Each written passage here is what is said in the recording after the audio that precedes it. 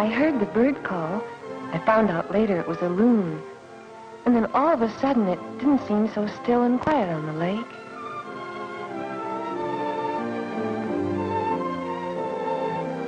There was the water curling and slapping against our canoe, and the little silvery sound it made as it dripped from my paddle. Everything had come alive. Then as we neared the shore, I could feel my heart beating fast, for I'd waited so long to go on this canoe trip.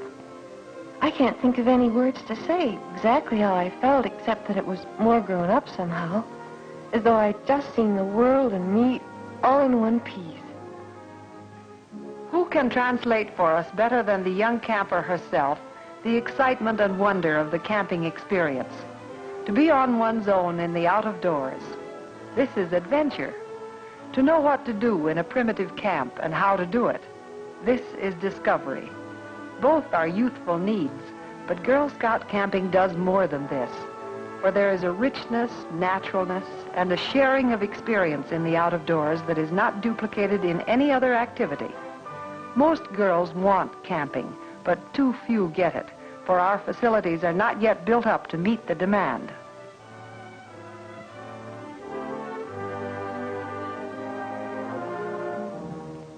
Some kind of camping can be made available to every Girl Scout, however, whatever her age or experience level, and whatever the finances of the local council or the troop.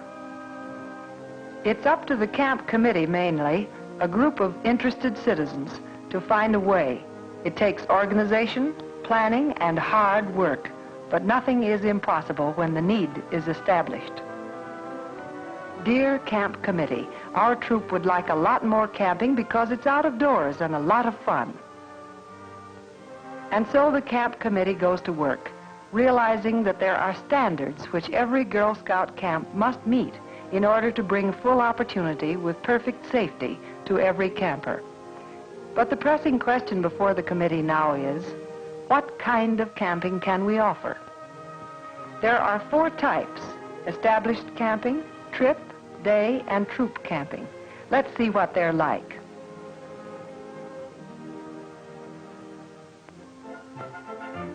Troop camping can occur at any time and at any season that a troop with its leaders gets the camping urge and hies itself off for the weekend or longer. Sometimes a cabin or an established campsite is available as a base of operations. This makes it easier, especially if there are inexperienced campers along who need to be broken into camp life by degrees. Some of the troop may sleep in the cabin, or they may all sleep in nearby tents. After all, the real thrills of camping by day or night are found out of doors.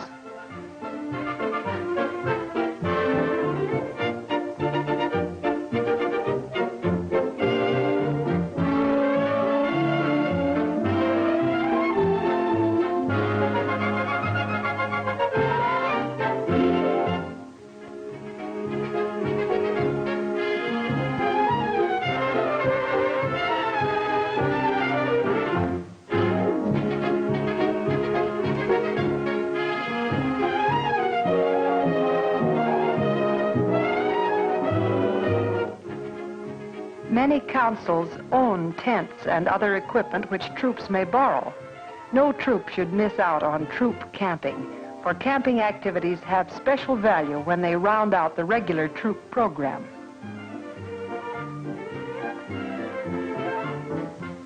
As soon as she is 10, a Girl Scout may join her older troop mates in their overnight outings. This is a big moment, her chance to make herself into a good camper.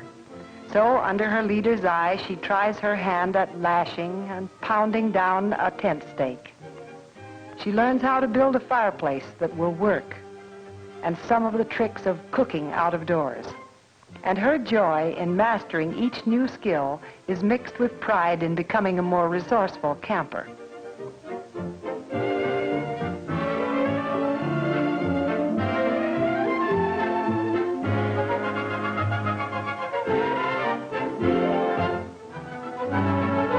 Camping by the day is exactly what the day camp offers. In areas where outdoor opportunities are few and far between, this type of camping is a practical and inexpensive way of assuring all girls, even those of Brownie Scout age, some camping experience. Day campers come from many different troops and usually have to be transported to and from the campsite.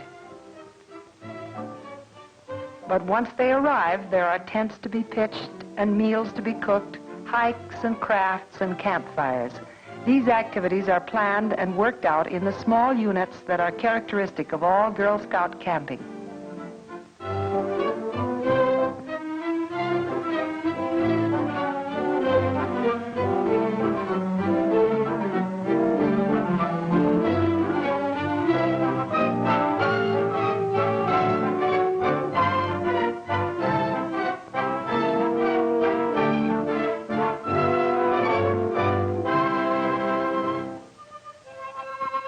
At the other end of the scale, that is for experienced campers only, is trip camping for a few days, a week, or even longer. The campers may go afoot, on bicycles, or horseback. They may do their exploring in canoes or follow a gypsy trail in a covered wagon. Trip camping isn't quite so gypsy as it looks, for the girls have spent days making careful preparations for their excursion into unfamiliar territory. To all its other satisfactions, trip camping adds the challenge of the unknown and the unexpected, a test of one's adaptability and expertness.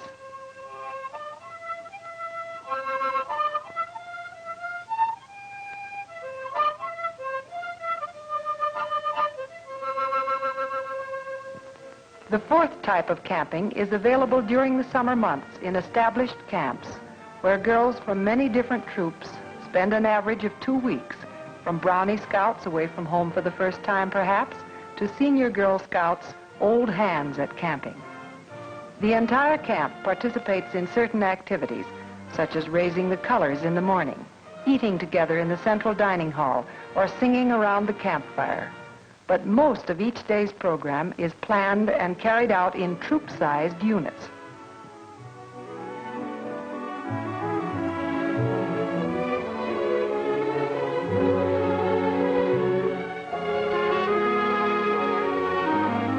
In any of these 4 types, Girl Scout camping is good camping.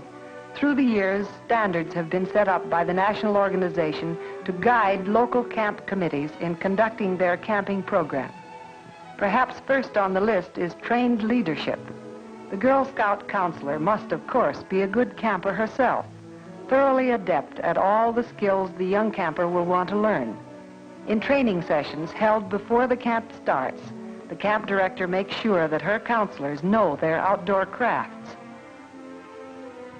Counselors must also qualify in techniques of group leadership, which in Girl Scout camping means guidance, not domination or doing the girls' thinking for them. High health standards, too, are maintained, whatever the size of the camp. In the established camp, in addition to pre-camp medical examinations, daily checkups are made by the registered nurse.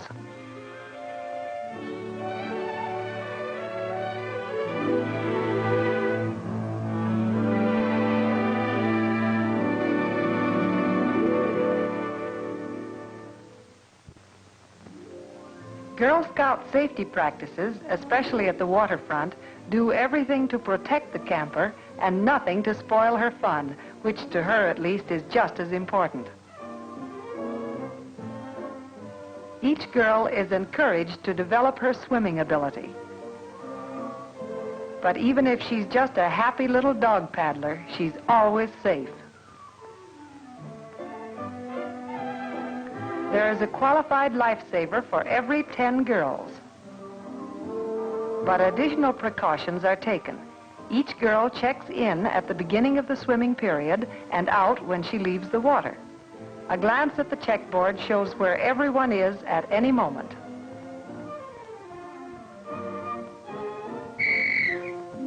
The buddy system of swimming in pairs gives the campers a share in the responsibility for waterfront safety. Buddies, who are well matched in swimming ability, stick close together during the whole period.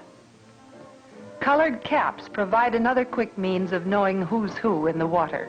The red caps, non-swimmers, are assigned to shallow water. Beginners wear green caps. Intermediates wear yellow caps.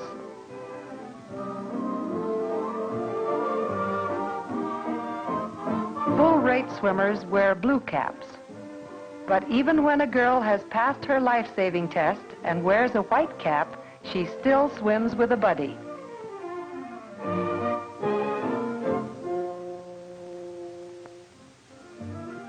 One of the most outstanding characteristics of all Girl Scout camping is its division into small, troop-sized units, each with its own counselors. For the Brownie Scout, camping may be her first experience in cooperative group living. But because the unit is small and everybody in it is friendly, she finds that even her turn at cleanups can be fun.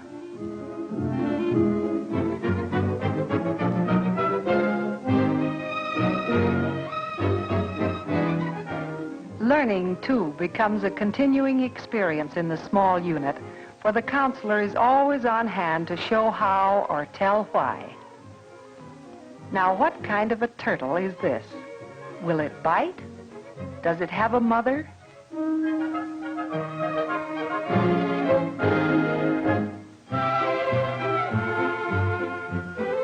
Even in the midst of washing, the trained counselor will stop to discuss turtles in general and this turtle in particular.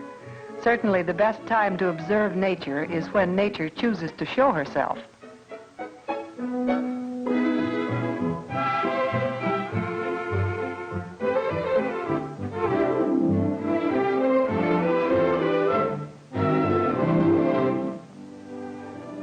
As a girl grows in scouting, she takes a more and more active part in planning her activities. For the democratic idea is basic, and the counselor's principal role is one of guidance. These intermediates are about to vote on the day's program. Shall it be a hike? Some want it. Any other suggestions? Crafts?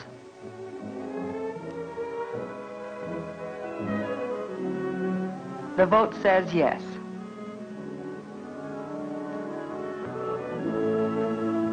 Now comes the fun of the day's activities. One girl sketches. Others are busy at woodcrafts. The emphasis at camp is naturally on outdoor crafts, particularly those which use materials available at the campsite. It may seem strange to parents, especially the fathers, to see a 12-year-old handling a saw with such ease. But a knowledge of and respect for good tools is a fundamental part of all good craftsmanship.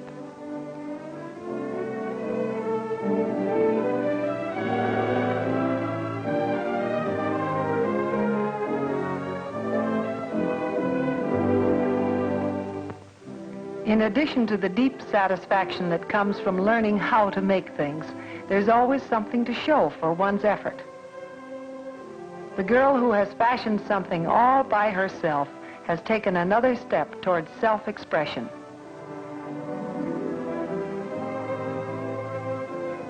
When does a girl start to be aware of the world around her and her part in it? In Girl Scouting, very early. Senior Girl Scouts, for example, may work on a conservation project under the supervision of a ranger from the United States Forestry Service. Such an activity offers more than just a chance to use familiar skills and pick up some new ones. It relates a girl and her camping experience to the broader problems that will become a part of her adult life.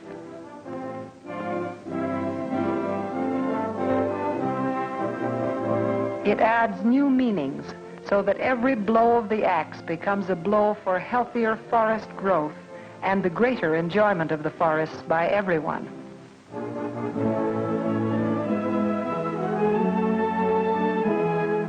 Through such activities, the aim of the Girl Scout camping program is realized in helping girls enjoy and appreciate the out of doors, in teaching them the skills that make them self-reliant, but most of all, in molding thoughtful and unselfish young citizens in the give and take of simple camp life.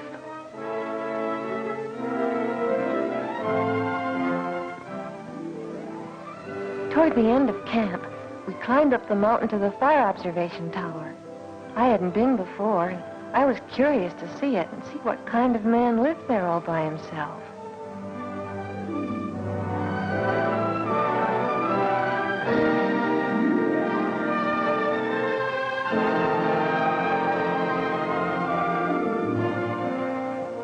One of the girls waved,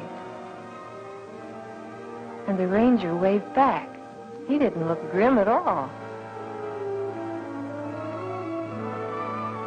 As I neared the top, I don't know, maybe I was just out of breath, but I felt suddenly choked up with the bigness of everything, like I felt that day on the lake.